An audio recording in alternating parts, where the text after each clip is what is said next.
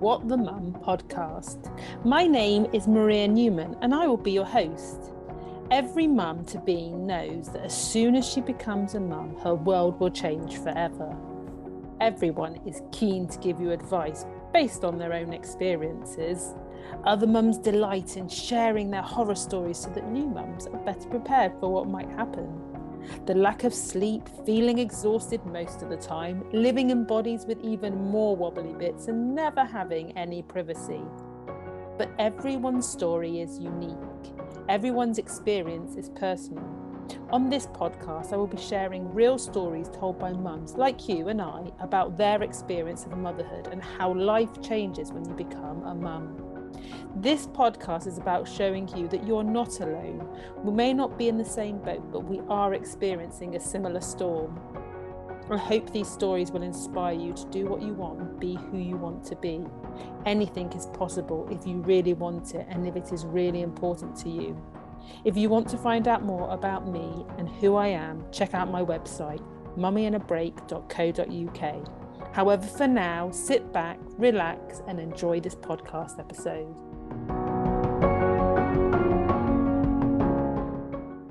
Hey everyone, thanks for tuning in. During this podcast series, I will be interviewing 6 awesome individuals who will inspire you with their stories of what I'm calling changing direction. My guest today is Jelena, who is a fellow kickboxing martial artist. I wanted her to be part of this series because she has a fascinating story which I think could actually be turned into a film. I am inspired by Jelena. She is especially amazing because of all the things she's gone through, plus she is an awesome mum. Thank you for joining me today, Jelena. Oh, thank you, Maria. You're making me blush. I should put some blush on. So, Jelena, what's your story? Tell us about your childhood and what ultimately led you to moving to England. Okay, so I am 40 and 11 months old now. And when I was 11 months old, 40 years ago, my mother left me, and I've never met her. I never met my father. So my mother left me with her parents. And so it was really good thing for me because I was raised by retired teachers, and like I would see my mother maybe like once every 6 months, and you know, she wasn't in a good space. She's still not in a good space. So that kind of gave me a really good base to which then became myself, because then I've learned how to read and like how to be passionate about things and passionate about change. And nobody told me that, you know, girls don't do some things or that I shouldn't be doing some things. So then when I was 5, my mother decided that she wants to be a mother, and then she just came and took me away. And we moved into quite a violent part of Belgrade. Like we did move from Croatia to Serbia, but it had nothing to do with the war. And so I always find the best way to describe it is like inner city stuff. So like there was a lot of gangs and stuff. So that's where I grew up. And while I was growing up from like, I think I was 10 when the first war started. So like from like 10, 15. So my teenagehood happened in a country which was very unstable. There were lots of wars. When I was 18, I lived through the bombing. Yes. So, but I, you know, I still had my reading and my passion for stuff. And, you know, I was the weird one out. And now 40 years later, I mean, obviously some stuff happened in between, but those stuff ultimately led to like, I have a master's in psychology. I have PhD in education, and my subject are stories and how stories influence the people and our identities. I'm a creative writer, so my book is coming out this summer, and it's stories about the blocks. It's the place where I did grow up, because I think that you should really tell some other stories apart from gangs, violence, blah, blah, blah, boring.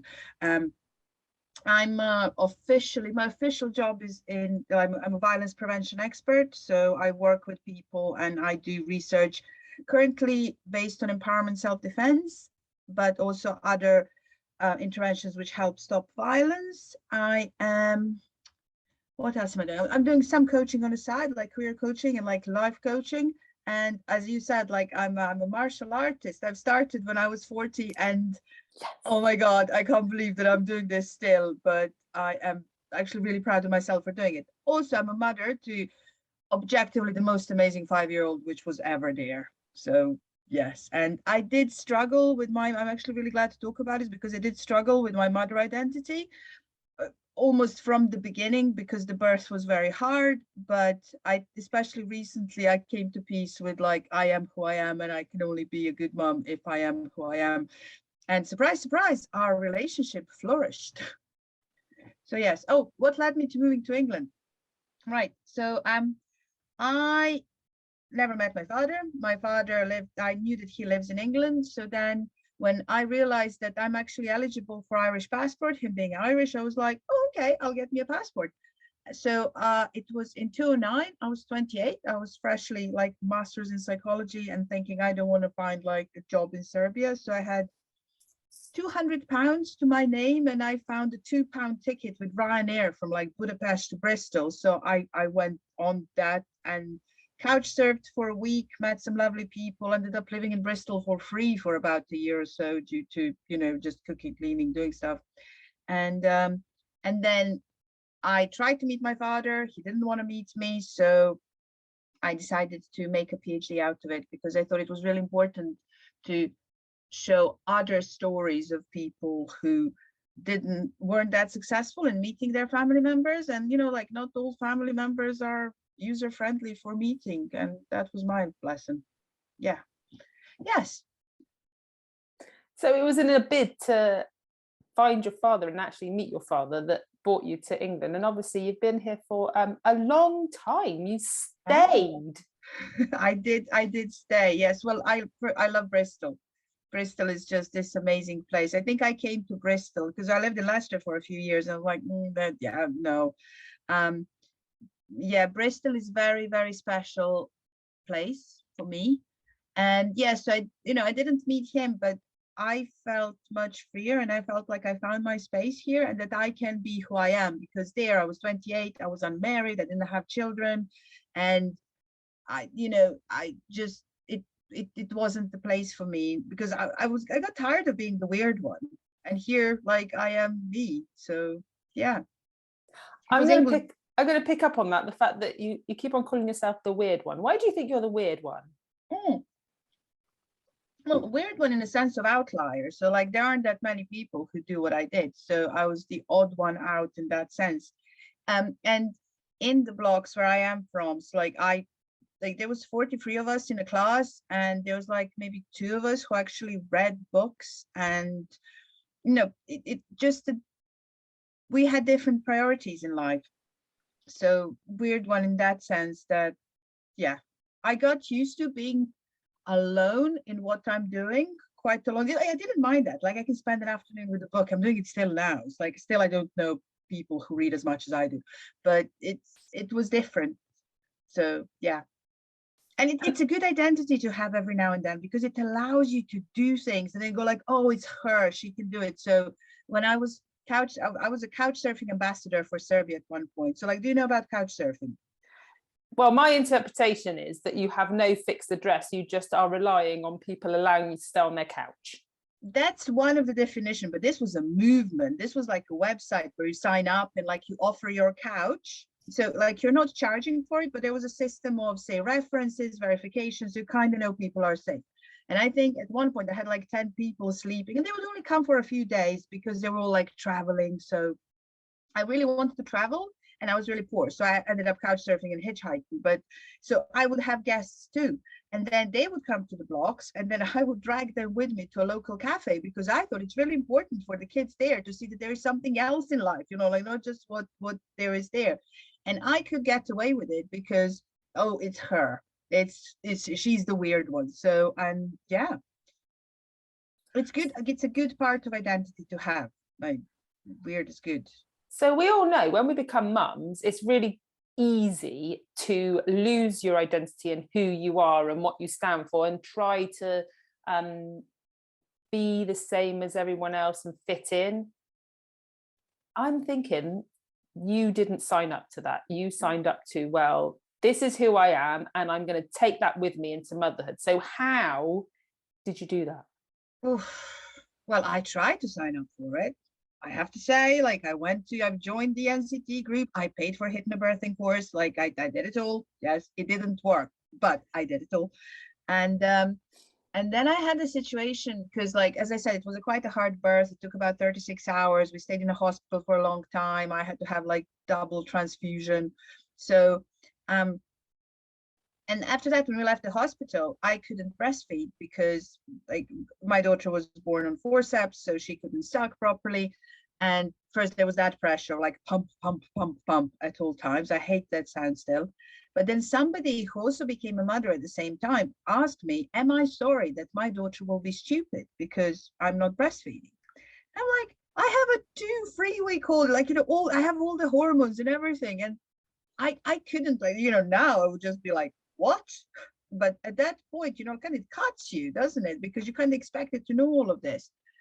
And so I really struggled with it. But then, yes, then when she was 3 months old, we put her in a car and we traveled across Europe to Serbia because like, we thought it would be a good idea. My husband took a year off, like, he took a career break. So yeah, but I flirted with this idea of like being a super mom and what mom means, and then realizing that actually I don't like doing some mummy things, but I like doing some other mummy things. So for example, even now I don't like playing with, like, role playing with Barbies, especially if I get told what to say all the time. I don't like that. I'm not doing that. But I will draw with her and we will go for walks. And so yes, and it was a bit of a challenge, but then like other moms who I like helped me there, because I would go like, yes, so okay, so what is it you do? Because I have this thing, I didn't have a good relationship with my mother, so I'm like, I don't want to be like that. I want to have a good relationship with my daughter. So I would just go and ask people whose mothering I liked, and from them I would hear a lot of exactly that, like, you be you. And like, okay, so it's like, I'm new at this and I will keep being new at this, and I didn't have a good examples around me, so I might as well, do what they're saying. And surprise, surprise, it works. So yeah, I'm It's not sure funny. whether that answers the question. I So think it does answer the question. It is through learning and doing, isn't it? Because I think all of us, when we become mums, we can't help ourselves. We want to be this perfect human being that our children are going to look up to, and they will be the best they can be. But that means we have to be super mum in our head. When the truth is, actually, the biggest lesson we can teach them is just to be themselves, because it's far easier to be you than to try and be this other person and yes, wear a mask. That takes effort. absolutely. And like, one of the things I am glad of being a psychologist is that I did, the research consistently shows kids need good enough mother. They don't need a perfect mother, because like, we need to prepare them for the world, and the world is not going to go every time, oh, you poor angel. Like, I had to have a conversation today because she doesn't like one of the classes she goes to. She was like, yes, you're anxious about this, and it's okay to be anxious, and we will go. So it's okay to be afraid and to do things. And I think it's that balance of not, like, obviously protecting them, but not protecting them too much. So I did like empowerment self-defense lesson to a group of 5-year-olds over the weekend, how to say no, and like just shout no. And because, or you can tell them nothing bad will ever happen to you, and some things will. We just want it to be like little bad things, and then yeah. And I think the person you are just demonstrates how, we worry about things that happen to our children and the impact it will have on them further down the line. But as you've said, you didn't have a relationship with your father, you didn't know who he is, and the relationship with your mother isn't a traditional one. But look at you, you are like, you're a doctor, you are a confident woman, you are an awesome mum. So just because your childhood isn't picture perfect, it doesn't necessarily mean that your life is not going to be the best it can be. And what do you put that down to? Why do you think that you chose to go down a route of, do you know what, I'm going to make life what I want to make life, as opposed to, well, all these things have happened to me, instead I'm just going to shrink down and play victim? Mm. Well, I'm very stubborn. That's one thing. And I mean, I was really lucky, as I said, to be raised by retired teachers. And in a sense of like, I do have this sense, like belief in myself. And also, I, I, I, I ask for help. And I've seen some really inspirational people, and then I would randomly run into them, like serendipitously in life, and then go, oh, okay, so it's possible.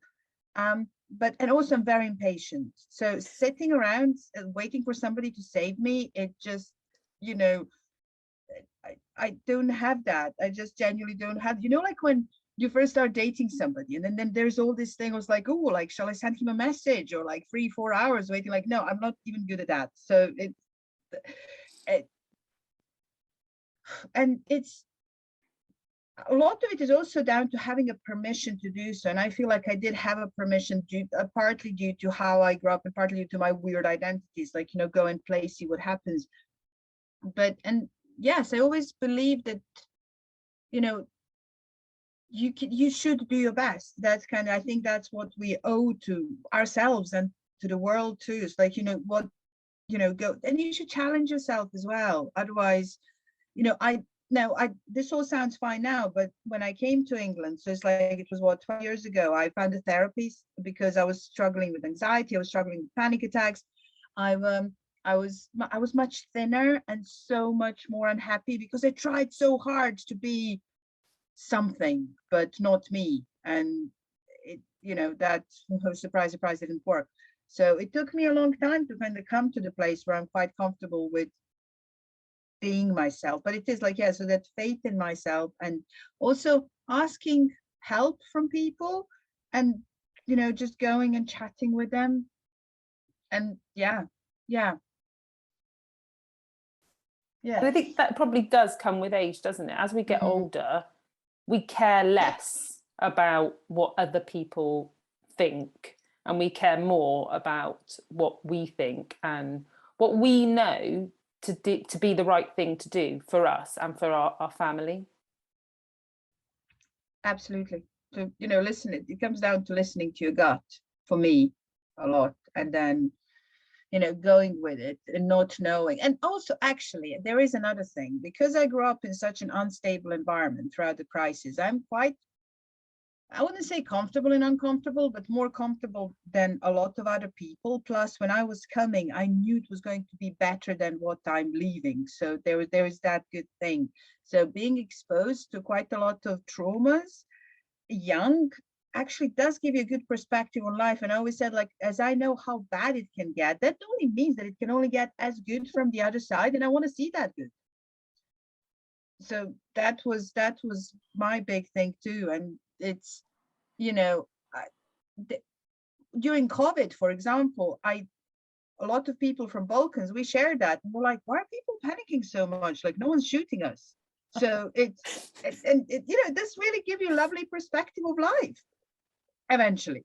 And I do not recommend, like, don't go like traveling to war zone just to go, and now I have experience. No, don't do that. But it can help. It is all relative, isn't it? Because if you have led a really nice life where you haven't been challenged and everything just seems to flow and things fall into place, then as soon as those curveballs are thrown at you, it's like, oh my God, what am I going to do now? How do I manage this? I'm not used to the uncertainty and the imbalance, because my life has been stable and I know what to do with stable. I don't know what to do with when life is not stable. Yes, absolutely. So I think there's something about like being a mum and raising our children in the nicest possible sense. It's good to have a bit of, to challenge our children, just so that they don't have these expectations that life is just stable and they should just accept stable, that they should push themselves and see what they're capable of and go experience stuff. What do you think? Absolutely. And I think we should keep doing that to ourselves too. That's the important thing, because there is, there's do what I do, not what I say. They will follow what we do. So when like Sophie was the first one, my daughter, she was the first one to join the martial art, like the Red Dragons, because I was like, I want to find something for her, and martial arts are great. And I know there's so many people who are doing it. And then when Lloyd, the sensei, said that he's doing something for adults, I was like, wait a minute, I'm 40 years old, I'm overweight, I'm like, I only got back to exercising. I put on a lot of weight during COVID. There's no way I can't like flip my legs so much. And then I thought, okay, it's like, I'll just do it a little bit. I'll see what happens. I do want to challenge myself. And like, I've always thought that physically I'm not very good. So I can do, I can think, I can write, I can do all of this, but this was my big challenge. So it's like, I've never in my life touched my toes. Like I have, but not like, you know what I mean? So um but then like it became my and like my daughter's thing, and she was showing me how to do burpees a few days ago, which was really lovely. But yes, it's important that our kids see us challenge ourselves, whatever that means for you. So I'm also afraid of flying, like afraid of flying. I'm a very bad flyer, but I don't want her to be bad flyer. So like we're entering the plane. We went to Spain for 3 days, and I went to the plane. I'm like, it's gonna be so fantastic. Well, inside of me, just like give me wine and just let me fly. So yes, and I think that's the challenge. That's what we really need to show, because if they see us just sitting and going, yeah, yeah, yeah, go and challenge yourself, and mama will come once I finish the tea and I'm not going to run, then not really sure what would happen. But like this, you're giving them no excuse. I hate excuses, I have to say that. So it's like I see the difference between excuses and reasons. So excuses are, you don't want to do this, so I'm going to find, but like better find a reason to do it. Of course it's scary to try martial arts when you're 40, never done like that, something like that in your life. It was terrifying. But as we were talking, like yesterday, I did what, 3 times 50, 150 sets of exercises, and I can do press up, and I'm like, whoa, I can run for like 5K. Like what? And my daughter looks at me and she's like, yes, mama, we're doing this kickboxing thing together. Like, I don't want to be a world kickboxing champion. I want to be my kickboxing champion, and I want her to be her own as well. So yes, I think that's how we show them that we keep working ourselves, and that's the key. It So definitely is. I so agree with you. It's easy to use words. It's not as easy to follow up that with actions. And if we're always encouraging them to do things, but we're not also showing them that we're having a go, then they're just going to look at us and go, really? You're telling me to go and like live my dreams and try a new experience, go and do this, go see that place, yet you're playing it safe. So why should I bother? It is all about following up words with action and not putting ourselves on the back burner because we want to like push them forward. We've got to push together forward, put as much energy into us as we do with them. Yeah. And that's the scary thing is too, because then you have no excuse again. You're not doing it just for your child. No, like you're doing it because you are doing it for your child, obviously. And of course, they're our priority. I mean, like I'm not going to go running somewhere far away. I want to be normal and get up in the morning and have all of those chats with her about life. And why should you get dressed? Because getting dressed is a really good idea if you go to school. But, and it's like, and I think that's something especially women struggle with, like putting yourself first, because it somehow seems selfish, or somehow it's like, oh no, that means that we should put somebody second. No, it's like a top of the mountain. It's like there is a place for everyone there, because not many people bother coming that far. So it's, you can, and it is a matter of making a decision, and it doesn't take that much time. I hear that a lot with writing, like, oh wow, like you're a writer, you like, I could never do this. Of course you could. Like I've started with consistent practice of 10 minutes a day writing. Now I'm writing 500 words every day. They're not always very good 500 words, but I will write 500 words every day, and everybody can do that.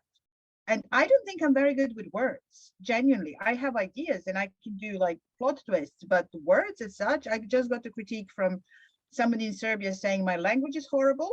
My stories have already been written before. I saw it was set at 2 a.m. and I think probably they were drunk while writing it. So it's like, I mean, it still hurts, but I'm like, okay, you're not my editor. You're not really a relevant person.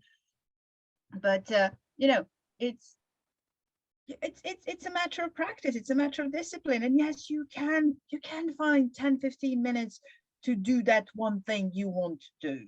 It's like I am still overweight and I can do press ups. So it is so challenging. Like, you know, you look at, I mean, you've been in those classes. There are people there who are like gazelles and who are really strong and amazing and 16. Like I'll never be like that. However, it's not about that. I'm not trying to be a 16-year-old again. And thank God I won't ever be 16-year-old. It's about being, you know, kind of working on those scary bits of yourself. So yes, and showing to your child that that's what you're doing. For me, the big thing was also traveling for work. As I work quite internationally, I travel a lot. So just this year I was in Serbia, Croatia, Israel, and Prague. And like Israel and Prague were for a week, and I did struggle and I felt really bad. I'm like, oh, I'm not there. And obviously I will speak to her, but I'm not there. But then, and you know, again, like, you know, there is my lovely group of moms who I speak to about, it's like, okay, now she saw that you will come back. And that mama is going away and she works and mama has her own life. And so basically when time comes for her to leave house, she can just go and be happy and come back if she wants to, as opposed to, you know, just going, oh no, my angel, don't go, you're everything I have. Like, imagine that pressure. I think that's probably what we don't think about, do we? When the pressure that unknowingly we place on our children in what we say to them, which is just like we do, the language we use and the repetition we use, because say it once might be okay, but if you're always saying the same thing to them that's really not helpful, then after a while they'll start believing it and go, oh, that must be true because they've said it more than once, they said it more than twice, they've said it more than 3 times, that must be true, and they're the adult and they will know. So it's, yeah, the language as well, the words that we use when we talk to them are really important, as well as obviously backing it up in a positive way with the actions. Definitely. So Jelena, yes, if someone listening can relate to your story of, you know, not having a traditional upbringing and having knocks in their lives, if they can relate to your story, they don't necessarily have had to have grown up, you know, in a war zone, and they're feeling a little bit overwhelmed, but they do want to do something, they're tired of like playing small and not being seen, what advice would you give them? Well, get in touch with Maria. She seems like a great coach to do stuff. Well, actually, I'll pay you later.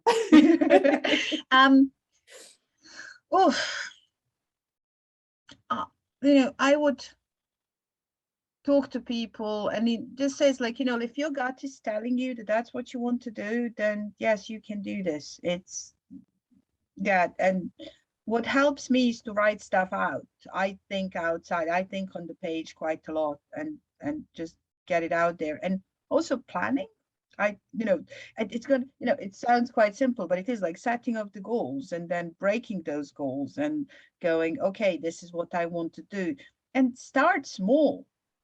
You know, it's like, say you want to do a PhD. I have these conversations with people so much, like, oh my God, PhD, I wish I could do it.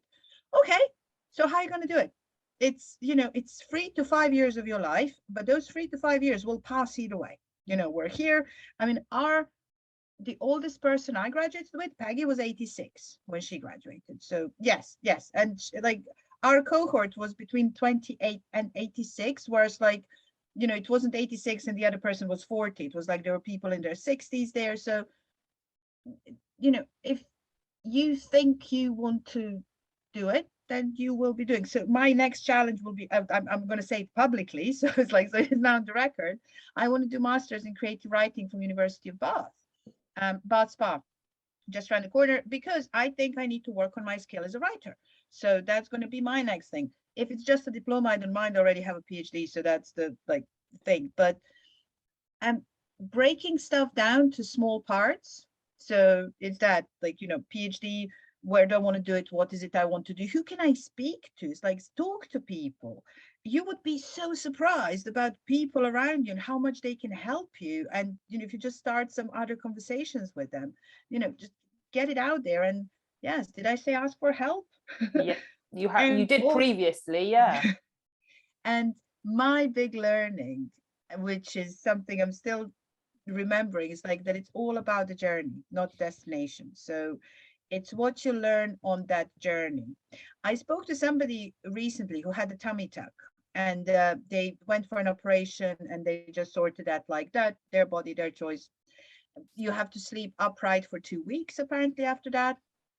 And I was like, okay, so that works for you. I wanted to kind of build myself stronger. I think muscle is kind of more important to me than the lack of weight. So it was something like, so my journey is different. And I was thinking, how would I feel if I just woke up like that? It's like, I think I would kind of feel cheated because I wasn't, the one who kind of brought me there. So yes, journey is really important.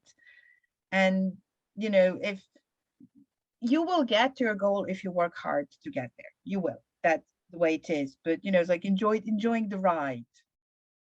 And that's what I think, that is a great sort of piece of advice, because we always strive for the destination, but actually then once we get to the destination, it's like, okay, so I'm here now. Yep.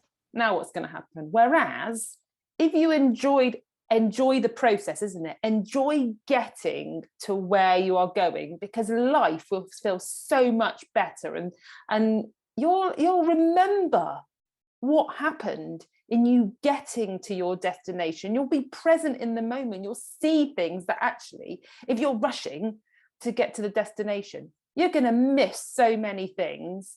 And, time seems to go so quickly. So if you're always rushing to get to the destination, actually you're helping to speed up time, because you don't want to be where you are now. Yes, gosh, yes. How important is that? And, especially with the little ones, because it doesn't really matter if, a couple of years pass by when you're in your 40s, it doesn't matter for me.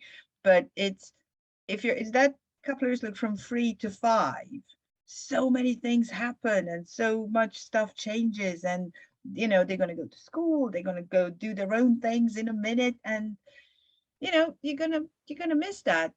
So, yeah. Enjoy the journey. So we're going to wrap up this episode, but before we go, I've got 2 more questions. The first one is, what's the best piece of advice anyone has ever given you? Oh, right. So there is this person in LA who I've met through, I work with lots of people internationally, and this person, he was a member of a gang when he was younger. He ended up in like juvenile place. Then now he's a family therapist and like also self-defense instructor. He has a black belt in jiu-jitsu. He's a wonderful, wonderful human. And we didn't meet in person yet, but we speak very often. And I've came to him with some of my life troubles, and I keep telling him they should come and visit as a family. But most important piece of advice I got was from him, and it was, you don't rise to the occasion, you fall to the level of your training. And I really, really, really loved that, because it's kind of when you teach people how to defend themselves, when you teach people how to do martial arts, when you teach people how to write, it's all that practice you put in, and that's where you're going to fall. So it's like you're building this amazing wall, something to hold you, and then even if somebody pushes you, can't far as somebody who doesn't have it. So yes, you don't rise to the occasion, you fall to the level of your training. That's really nice advice, because it just means that people might try to knock you down, but you're not going to fall that far down. No. So there's nothing to be scared of. Yeah, exactly. Exactly. I didn't even think of it that way, but yes, absolutely. Yeah. So this has been an amazing conversation. I knew it would be an amazing conversation because you are an amazing lady. Thank you. Before we wrap up, people listening, mums listening, will be going, I need to be in Jelena's world. I need to find out more. I want to see what she's doing. So how do people get in contact with you? My email is drnolanroll@gmail.com. It's that simple. And and in the episode notes, we'll make sure there's a link so that you don't need to worry about spelling or writing it down. You can go straight to the description in the episode and you'll see it there. Absolutely. And I'm always learning too, and I would love to hear from people who are learning and working on themselves, especially their mothering. So it's like mothering is, as always, for me, it's one of the things. I think it's easier to do a PhD than to be a mother sometimes, like much easier. So yes, not as rewarding though. No, well, no, let's go with no. Yeah. And on that note, I'd like to say thank you, Jelena, for spending some time with me and having a conversation. And thank you, everybody, for listening. Thank you, Maria. You're most welcome. I hope you enjoyed listening to this podcast episode. And if you did, then of course, please share it with other mums. I have lots more resources for you that will help you on your journey through life. Just visit my website to access them, which is mummyonabreak.co.uk. You can also find out details about my book, Busy. Take care and see you the next time.